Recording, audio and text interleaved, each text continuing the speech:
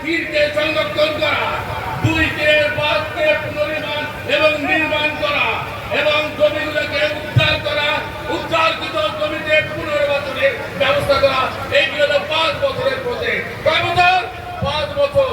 এর জন্য বরাদ্দ করতে সরকার 9,700 কোটি টাকা প্রথম ফেজের জন্য।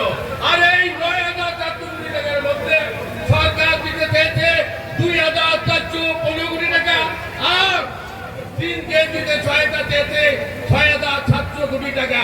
আমাদের কথা আমরা প্রথম থেকে বলছি, পুরো যদি কোনো চাপ নয়, প্রয়োজনে নিজের টাকা দিয়ে তিস্তা মহাবুকে বাস্তবায়ন করতে হবে। সেই কারণে আপনারা যদি মন থেকে 2,415 কোটি টাকা দিতে চান, তাহলে গরিব হচ্ছে কেন আপনারা আগামী দিনে একদিকে পাস করে প্রমাণ করুন আপনারা তিস্তা মহাবুকে বাস্তবায়ন চান। আমি আর আমার বক্তব্য দিকে করবো না।